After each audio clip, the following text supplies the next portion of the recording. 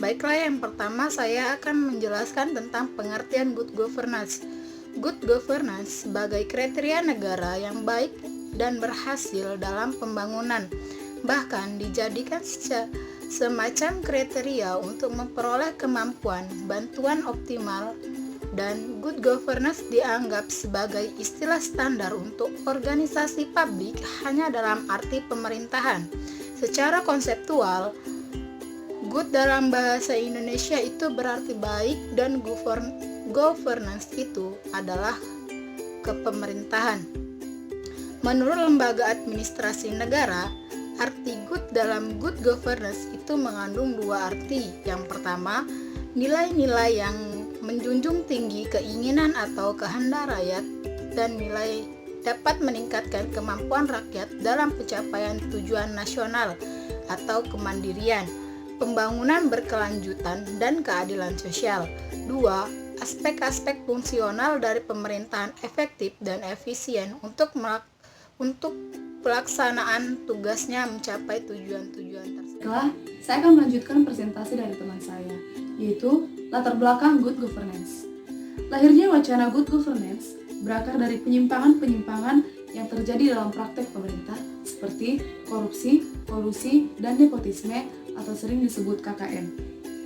Penyelenggaraan pemerintahan yang bersifat tidak transparan, non-partisipatif, serta sentralisasi menumbuhkan rasa tidak percaya di kalangan masyarakat, bahkan menimbulkan antipati terhadap pihak pemerintah.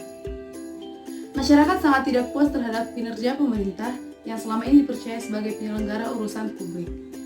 Berbagai ketidakpuasan dan kekecewaan akhirnya melahirkan tuntutan dari masyarakat untuk mengembalikan dan melaksanakan penyelenggaraan pemerintah yang ideal, sehingga good governance tampil sebagai upaya untuk menjawab berbagai keluhan masyarakat atas kinerja birokrasi yang telah berlangsung.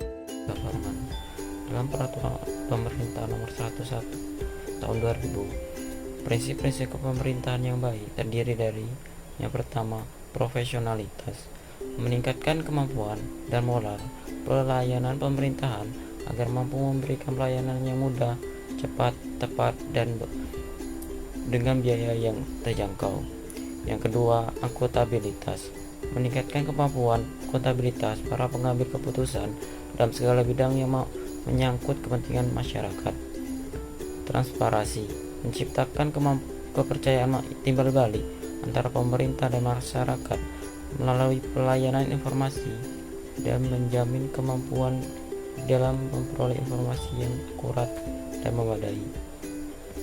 Pelayanan primer, menyelenggarakan pelayanan publik yang mencukupi prosedur yang baik, terjangkau, tarif, kemampuan waktu, kemudahan akses, kelengkapan sarana dan prasarana, serta pelayanan yang ramah dan sensitif. Yang keenam, efisiensi dan efektivitas, menjamin terselenggaranya pelayanan kepada masyarakat dengan menggunakan sumber daya yang tersedia secara optimis dan bertanggung jawab. Supremasi hukum. Materi selanjutnya yaitu D. Mengkritisi pelaksanaan good governance. Mewujudkan konsep good governance dapat dilakukan dengan mencapai keadaan yang baik dan sinergi antara pemerintah, sektor swasta, dan masyarakat sipil dalam pengelolaan sumber-sumber alam, sosial, lingkungan, dan ekonomi. Prasyarat minimal untuk mencapai good governance adalah transparansi, akuntabilitas, partisipasi, pemberdayaan hukum, efektivitas dan efisiensi, dan keadilan. Sebagai untuk penyelenggaraan negara yang baik, maka harus ada keterlibatan masyarakat di setiap jenjang proses pengambilan keputusan. Berdasarkan penjelasan tadi, dalam perjalanan penerapan good governance, hampir banyak negara mengasumsikan sebagai sebuah ideal type of governance. Padahal konsep itu sendiri sebenarnya dirumuskan oleh banyak praktisi untuk kepentingan-kepentingan praktik dalam rangka membangun relasi negara, masyarakat, pasar yang baik dan sejajar. Beberapa ahli tidak setuju dengan konsep good governance karena dinilai terlalu memuat nilai-nilai idealisme. Alternatif lainnya, menurut Purwo Santoso, adalah democratic governance, suatu tata pemerintahan yang berasal dari partisipasi. yang dikelola oleh rakyat atau institusi demokrasi yang legitimate, akuntabel, dan transparan, serta dimanfaatkan atau responsif untuk kepentingan masyarakat. Konseptualisasi ini secara substantif tidak boleh jauh dari konseptualisasi good governance. Hanya saja tidak memuaskan dimensi pasar dalam good governance.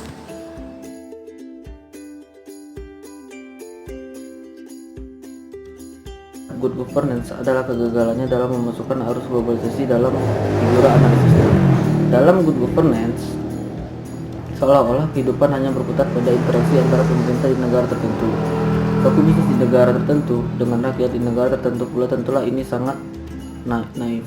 Secara kenyataan, bahwa aktor yang sangat besar dan berkuasa di atas ketiga elemen tersebut tidak dimasukkan dalam hitungan. Aktor tersebut adalah dunia internasional, merestrukturalisasi pola relasi pemerintah, swasta, dan masyarakat secara domestik dengan mengabaikan peran aktor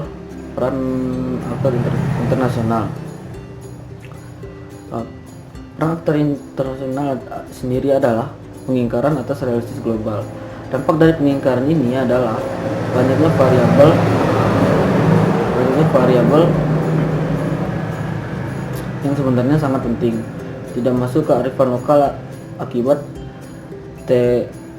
hegemoni terma. Dan dampak dari kekuatan kooperatif internasional secara konseptual,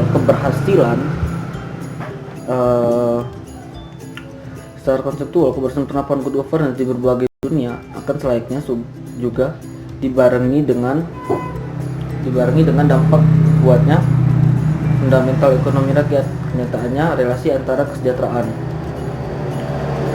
rakyat dengan kesejahteraan rakyat dengan good governance tidaklah seindah teori. Makin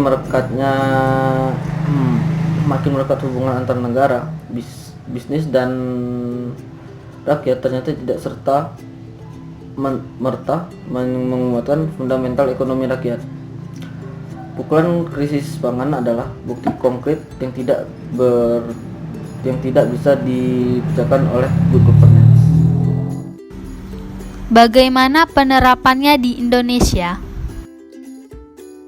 Di Indonesia sendiri, undang-undang yang mengakomodir good governance diantaranya 1. Undang-Undang Nomor 32 Tahun 2004 tentang Administrasi Pemerintahan. 2. Undang-Undang Nomor 23 Tahun 2014 tentang Pemerintahan Daerah. 3. Undang-Undang Nomor 5 Tahun 2014 tentang Aparatur Sipil Negara. 4.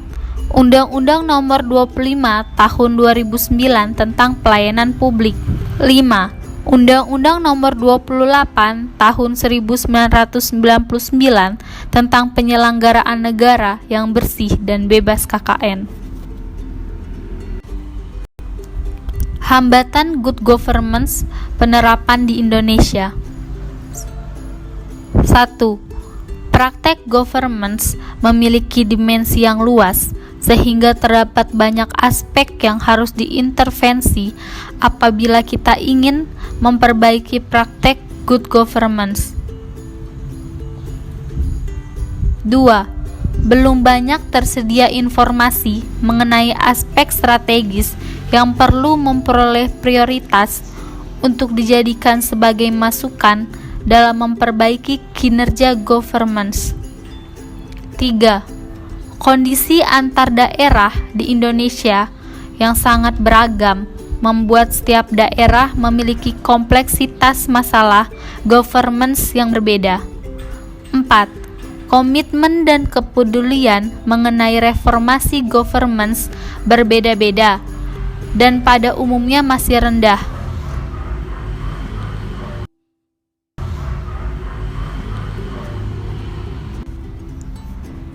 Jadi, pelaksanaan pemerintah dengan sistem good governance sangat mutlak diperlukan saat ini. Apalagi dengan perkembangan teknologi komunikasi seperti sekarang ini, mengharuskan pemerintah untuk bersifat terbuka terhadap segala kebijakan yang diambil dan melaporkannya kepada publik.